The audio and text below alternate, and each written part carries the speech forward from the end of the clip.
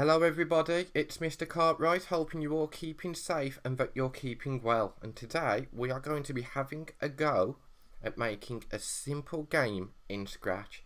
So in our game, when I press my green flag, we're going to see that our cat is going to follow our mouse and we're going to try to fly over all the buildings. Some are going to be tall, some are going to be short. But if we touch a building with our cat, because we can't fly high enough, it's just going to stop our game completely. So that's going to show us it's a bit of a game over. So let's have a go at making it together. Now, when we open a new Scratch project, just like we have before, you're going to see that we get our cat straight away. But our cat looks different to the cat I used. That's because there's more than one cat sprite. So what we're going to do, because we're not going to be using this cat, is we're going to go over to our sprite area in the bottom right and we're going to press on the bin icon. That's going to remove the cat from my sprites area and my project, and then I'm going to go down to the bottom right, choose a sprite, I'm going to press there, and I know that my cat is an animal, so I'm going to press on animals.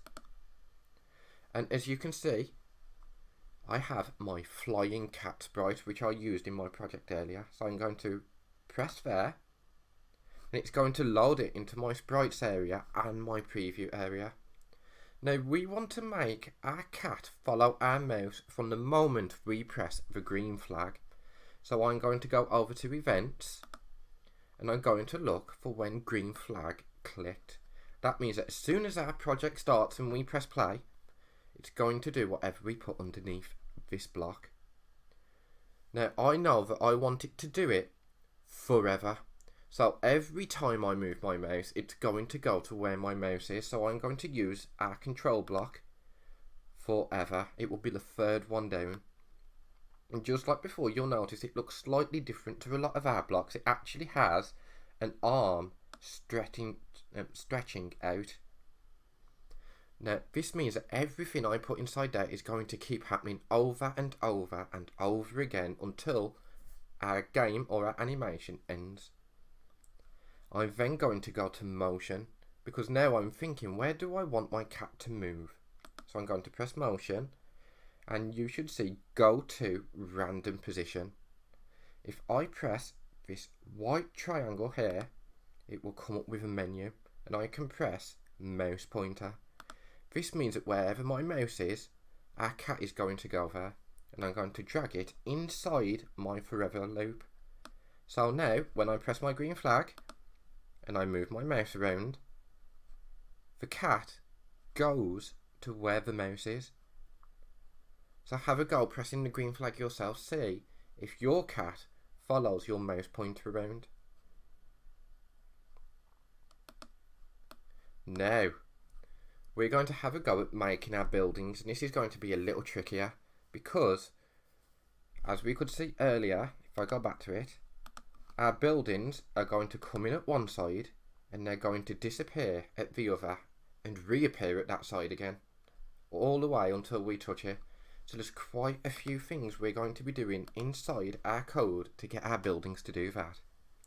So the first thing I'm going to do is I'm going to add my building sprite into my game. So I'm going to go down to choose a sprite again at the bottom right, and I'm going to look for buildings. You can see it at the bottom of the screen.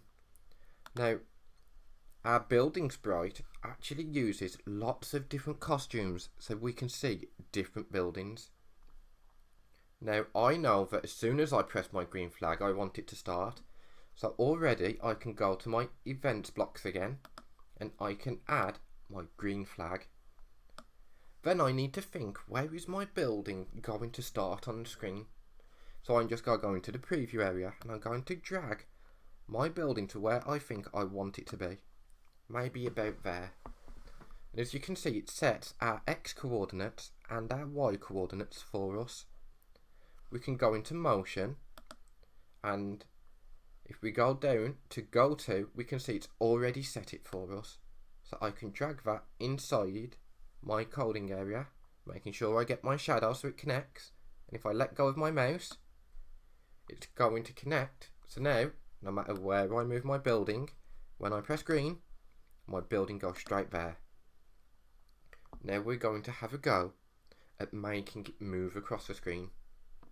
So I'm going to go to control, and again we want our forever loop, because as soon as we press green we just want it to keep going on and on. So I'm going to drag that into my coding area, making sure it connects, and then I'm going to go back to my motion area and move 10 steps. If I press green now, you should see that it moves, but it only moves to the end of our screen. It moves the other direction. I want it to move back towards my cat. So I'm going to have a go at changing the number inside here to -5. Let's give this a go. So if I press my green flag now, brilliant, it moves exactly the way I want it to. Now we've got to move across our screen, so we're going to have a go at making it so it reappears at the other side. This is where we're going to use something called an if statement. So if I go to control,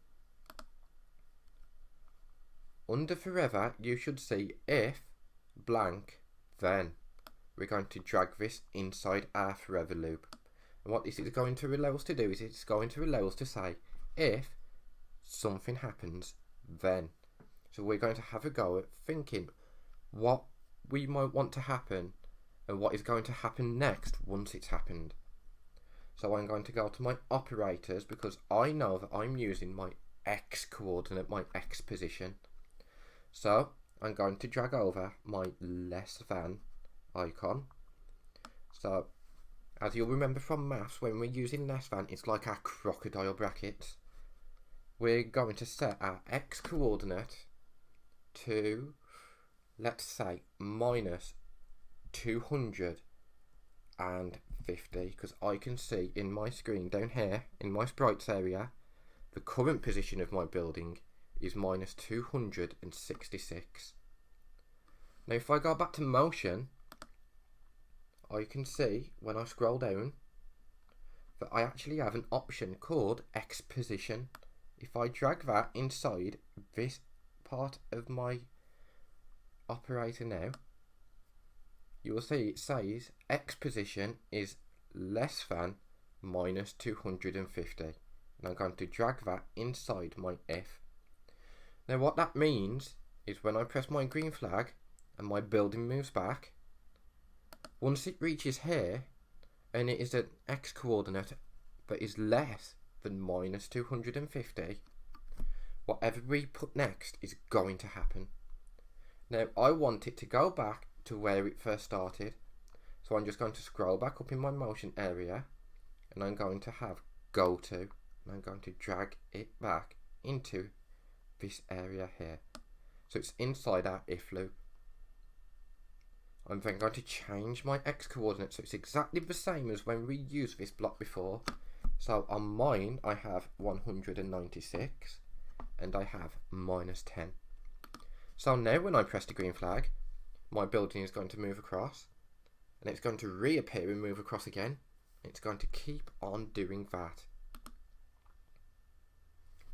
Now on my example we could see that the buildings actually changed when they moved across, so we had different buildings each time. Now this is actually going to be a lot easier to do than we think, because our buildings actually comes with lots of costumes of different buildings. So like we did in one of the projects we've done before, we're going to go to looks and we're going to find next costume.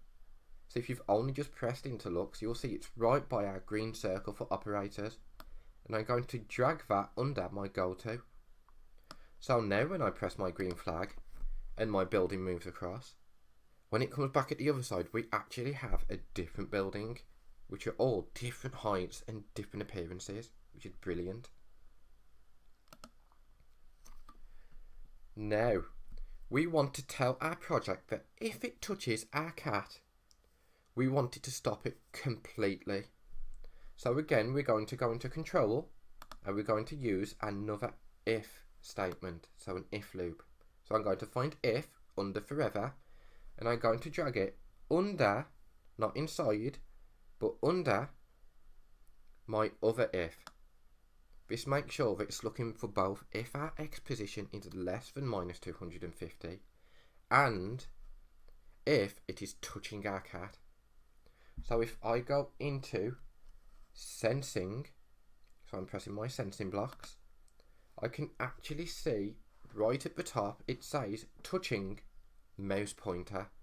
I don't want it touching my mouse pointer, I want it touching cat flying. So I press the right triangle, cat flying, and I can drag it inside my if.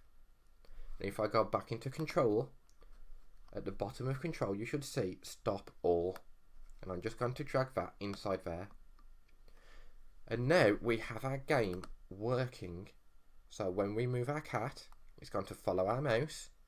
We can move it over the buildings, and if it touches a building, it stops our game altogether. And that is how we make our game.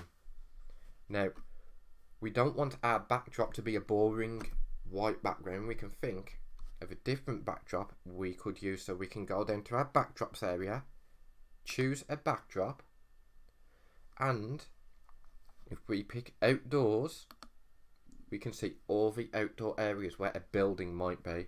So you might have yours against the blue sky. You might have yours in front of a colourful city.